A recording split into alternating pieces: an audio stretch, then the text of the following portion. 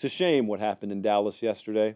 Not if you're a Texas Longhorn fan, you loved it. It's just a shame the game's not more competitive. Texas 31, Oklahoma 3. This gets 1.5 Chalai, and it only got that extra half because of the pageantry of the Red River Shootout, known by no other name on this show. We handled this prediction segment pretty respectfully last week, I thought. Because I sat here and told you, I have no idea. I do not see a path for Oklahoma. But it's college football. Anything could happen, all the things. But there was no path. This is Oklahoma coming out of a bye. Their offense is horrific. There was no path, which makes it all the more inexcusable that Auburn found a way to cough that game up against them because they have no receivers. They have no quarterback play. Offensive scheme in general is terrible, although I will admit it's kind of tough to scheme when all your guys are out and your offensive line is a sieve. So there aren't many guys out there who have shined in that predicament. Seth Luttrell's just the latest. But on the flight back home this morning from Oregon, I watched the Red River Shootout. I did. That's my duty as a college football fan. But I did not watch alone. Our musical guest tonight, Miss Sarah McLachlan, watched it along with me. Guys, this had to be the Sarah McLachlan special. Oklahoma got a 3-0 lead.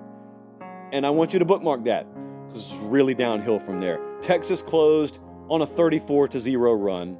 Oklahoma allowed 9 explosive plays. They had none. They gave up 5 sacks. They gave up 11 tackles for loss. Here is Oklahoma's drive chart. Earmuff the children, please. Missed field goal, punt, field goal, punt, punt, fumble, fumble, go into the half, make some adjustments, come out, punt, punt, punt, turnover on downs, end of game. They had 11 drives, did Oklahoma, totaling 20 yards or less. There's bad offense, and then there's what we saw on the field in the Cotton Bowl yesterday. I actually got some nervous texts during this game. Do you know that? I got some nervous texts from a couple of Texas buddies. One in particular knows who he is, shall remain nameless. And it was I think, towards the end of the first quarter. It was whenever it was 3-0. I mean, they got off to a little bit of a slow start. 20 minutes later, I go up the tunnel. I check the score. It's 21-3 at the half. I text back, shruggy emoji. I get nothing. And it just turns out, in the time that it took me to get that text and then go and check the scores, Texas kind of got it in gear a little bit. And by the way, and I've got an idea for FanDuel here. Texas, Jesse, which quarter was it? It was the second quarter, right, where they scored 21? Yeah, so they scored 21 in the second quarter, which was obviously more than Oklahoma was going to score the whole game. I got a little interesting prop bet. David, at FanDuel, you listening, you paying attention?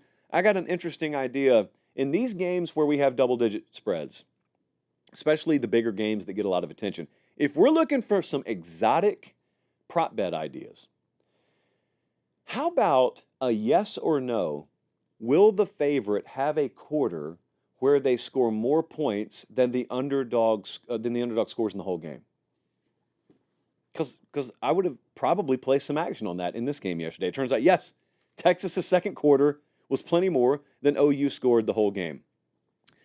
I don't want to alarm anyone, but do you guys know statistically who has the number one defense in the country right now? It's Texas. What, Josh? You say they got the number one offense in the country? No, I did not say that. I said they have the number one defense in the country. And they also have the offense they have. Now, all right, before you respond, I'm going to respond for you. But who have they played? There it is. Even more than halfway through the season, I can count on the who have they played crowd. The answer is a mixed bag.